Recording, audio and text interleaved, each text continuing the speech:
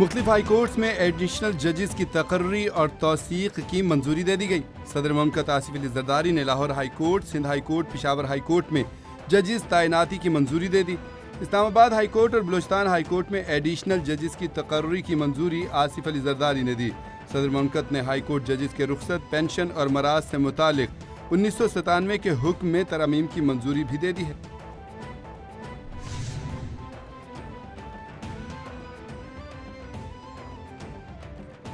Peoples party اور وفاقی حکومت میں اختلافات، ججز تعیناتی نوٹیفکیشن میں تاخیر کی وجوہات سامنے آ گئیں۔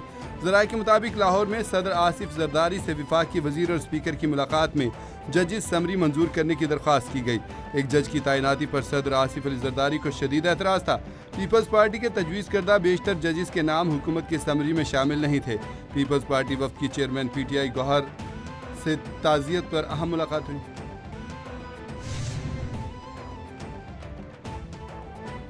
وزیراعظم شہباز شریف کی زیر صدارت FBR کے امور پر جائزہ اجلاس، ملک بھر کے کسٹمز بانڈڈ ویئر ہاؤسز کا 3 سالہ آزادانہ تھرڈ پارٹی آڈٹ کرانے کی ہدایت۔ وزیراعظم نے کہا کہ کسٹم بانڈڈ ویئر ہاؤسز میں کسی بھی بے ضابطگی کی گنجائش نہیں، بے ضابطگی یا غیر قانونی سرگرمی میں ملوث اہلکاروں کے خلاف سخت کارروائی کی جائے۔ آزاد کشمیر انتخابات کے تیسرے مرحلے میں بڑا اپ سیٹ، پونچھ کے 4 حلقے میں پولنگ سٹیشنز کے غیر حتمی غیر سرکاری نتائج موصول۔ آزاد کشمیر الیکشن کی بساط پر بڑی سیاسی مار، 2 بار کے وزیراعظم عتیق احمد کو شکست کا سامنا۔ اہل 14 باغ سے آزاد امیدوار ساجد اقبال نے 21,000 سے زائد ووٹوں کے مارجن سے سردار عتیق کو ہرا دیا۔ اہل 15 سے پیپلز پارٹی کے امیدوار کو برتری، اہل 17 حویلی سے فیصل ممتاز راٹھور جیت گئے، اہل 16 میں مسلم لیگ نون کے میر اکبر خان جیتے۔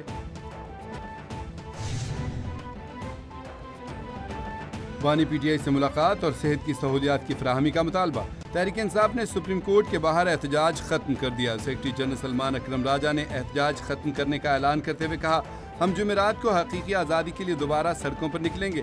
پوری قوم کو کہتا ہوں کہ 13 اگست کو نکلیں۔ اراکین پارلیمنٹ، وزیر اعلیٰ خیبر پختونخوا سہیل آفریدی سمیت حامی وکلاء بڑی تعداد میں سپریم کورٹ کے باہر موجود تھے۔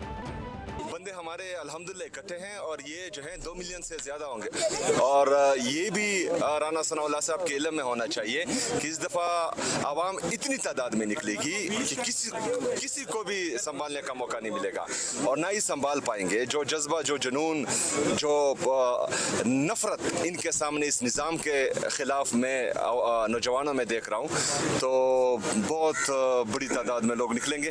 اپنی تیاری کر لو، ہماری تیاری مکمل۔ ایک کراچی کا بلدیاتی الیکشن اور پھر 2024 کا الیکشن، بلکہ اگر آپ 2018 بھی شامل کر لیں وہ بھی شامل ہے۔ ان الیکشنز میں لوگوں کی رائے کے مطابق حکومتیں نہیں بنی۔ کراچی میں جو بلدیاتی نظام ہے یہ فراڈ پر مشتمل ہے، قبضے پر مشتمل ہے، اور جو ہے اس میں بھی سارے اختیارات جو ہے وہ صوبائی حکومت نے اپنے پاس لیے ہوئے۔ لوگوں کو ان مل رہا ہے نہ روزگار، یہ سسٹم نااہلی کا ایک شاہکار ہے۔ لوگوں کی مرضی کو اہمیت نہیں دیں گے تو پھر سسٹم ناکام ہی ہوگا، اعتراف سے کچھ نہیں ہوگا۔ امیر جماعت اسلامی حافظ نعیم الرحمان نے کہا کہ فرسودہ نظام کو جڑ سے اکھاڑ پھینکنا ہوگا۔ انگریزوں کے جانے کے بعد بھی پورا نظام وہی رہا۔ آمروں کے کون سہولت کار رہے اور کون الیکشن پر قابض رہے سامنے آنا چاہیے۔ غزہ میں اسرائیل نے ہزاروں لوگوں کو شہید کر دیا ہے۔ بحرین کے وزیر خارجہ ڈاکٹر عبداللطیف الزیانی کا نائب وزیر اعظم اسحاق ڈار سے ٹیلی فونک رابطہ۔ بحرینی وزیر خارجہ نے اسحاق ڈار کو مکہ جوائنٹ ڈیفنس معاہدے پر مبارکباد دی۔ بحرینی وزیر خارجہ کا جلد پاکستان کا دورہ کرنے کی خواہش کا اظہار۔ اسحاق ڈار نے بحرینی ہم منصب کے دورہ پاکستان کے ارادے کا خیر مقدم کیا۔ وزیر خارجہ اسحاق ڈار نے کہا کہ پاکستان علاقائی اور عالمی امن کے لیے مذاکرات اور سفارتکاری کے فروغ پر کاربند ہے۔ Mineswept the entire strait, as you probably maybe heard, maybe you didn't hear, but we control the strait 100%. Now, can they make trouble? Yeah, they can make trouble, but they're broke. They have no money. You know, Iran is broke, totally broke, and they're not paying their soldiers. They have inflation of 300%. As of last night, I heard 309%. امریکی فوج نے آبنائے Hormuz سے بارودی سرنگیں صاف کر دیں۔ صدر Trump کا دعویٰ، کہا اس وقت آبنائے ہرمز کا کنٹرول صرف امریکی بحریہ کے پاس ہے۔ ہماری ناکہ بندی ناقابل تسخیر رہی، صرف ان لوگوں کو داخل ہونے دیتے ہیں جنہیں اجازت دینا چاہتے ہیں۔ صورتحال کچھ پیچیدہ ہے۔ ایران کبھی کبھار آبی گزرگاہ میں بارودی سرنگیں بچھا دیتا ہے، ہم بارودی سرنگوں کا سراغ لگا لیتے ہیں۔ امریکہ ایران کے خلاف کارروائی تیز کر سکتا ہے۔ آبنہ ہرمز کا تحفظ امریکی حملے اور بحری ناکہ بندی روکنے سے ہی ممکن ہے۔ آبنہ ہرمز میں محفوظ بحری آمد و رفت کے لیے محفوظ راستہ متعین کرنے پر عمان سے مشاورت جاری ہے۔ ایرانی وزیر خارجہ عباس اراغچی کی جرمن ہم منصب سے ٹیلی فونک گفتگو۔ عباس اراغچی نے کہا کہ آبنہ ہرمز میں بدامنی کی واحد وجہ امریکہ اور اسرائیل کی فوجی جارحیت ہے۔ عالمی برادری ہرمز کی بندش کے سیکیورٹی اور معاشی اثرات پر امریکہ کو جواب دہ ٹھہرائے۔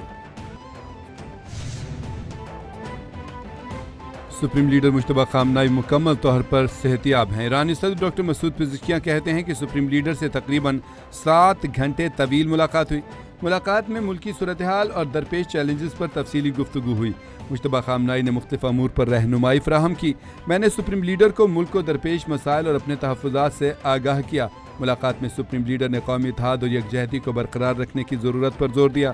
عوام کے معاشی حالات بھی زیر بحث آئے۔ امریکی سفارتکاری میں ناکامی کے بعد پابندیوں کا سہارا لیتا ہے امریکہ۔ ترجمان ایرانی وزارت خارجہ اسماعیل بقائی کہتے ہیں کہ پابندیاں ناکام ہوں تو امریکہ شدت بڑھا دیتا ہے۔ ایران پابندیوں کے ذریعے دباؤ میں نہیں آئے گا۔ امریکی پابندیاں پالیسی نہیں بلکہ عادت بن چکی۔ ایران کئی دہائیوں سے امریکی پابندیوں کا مقابلہ کرتا آیا ہے۔ امریکہ پابندیوں کے ذریعے اپنے پیدا کردہ بحران سے نہیں نکل سکتا۔ ایران پر پابندیاں امریکہ کی سفارتی ناکامی کا اعتراف ہیں۔ ایرانی دھمکیاں، امریکی صدر ڈونلڈ ٹرمپ ترکیہ سے خفیہ طور پر کیسے نکلے؟ امریکی اخبار نے پردہ اٹھا دیا۔ واشنگٹن پوسٹ کے مطابق ایرانی دھمکی کے باعث صدر ٹرمپ نے ترکیہ سے برطانیہ تک خفیہ فوجی پرواز کے ذریعے سفر کیا۔ ٹرمپ کو ایئر فورس 1 میں سوار ہونے کا کہا گیا، مگر امریکی صدر نے ایئر فورس 1 کے بجائے دوسرا فوجی طیارہ استعمال کیا۔ ٹرمپ کو ایک کیٹرنگ ٹرک کے ذریعے خفیہ طور پر فوجی طیارے C-32A تک منتقل کیا گیا۔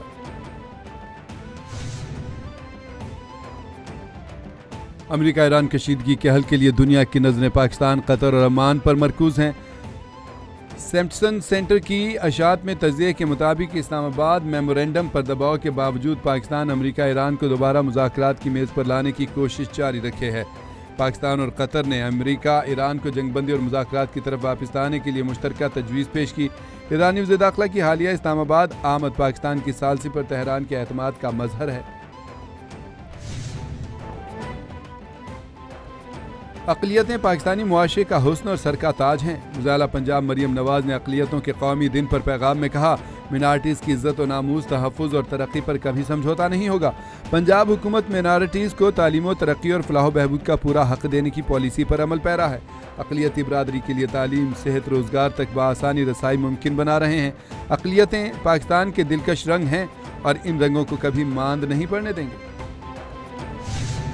Indian Independence Act of 1947, which gave basis for 2 new legal dominance of Pakistan and Indian Union. انہوں نے اپنی کنٹرول جو سوزرینٹی تھی اس کو withdraw کی اور کہا اب آپ 565 ریاستیں آزاد ہو گئی ہیں یہ فیصلہ کرنے کے لیے۔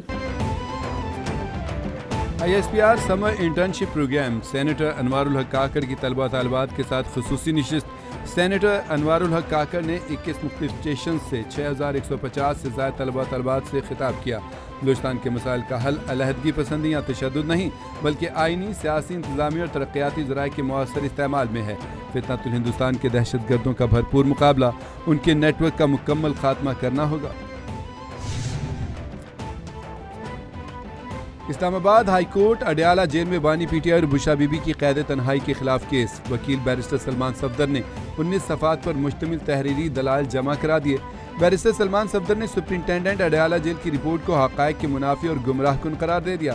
تحریری دلائل کے مطابق کمیشن بانی پی ٹی آئی اور بشرا بی بی سے ملاقات کر کے حقائق کا جائزہ لے اور اسلام آباد ہائی کورٹ کمیشن سے رپورٹ طلب کرے۔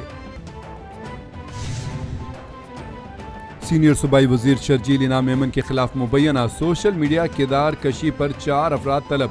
NCCIA نے شرجیل انعام میمن کی درخواست پر کراچی کے رہائشی 4 افراد کو 13 اگست کو طلب کر لیا۔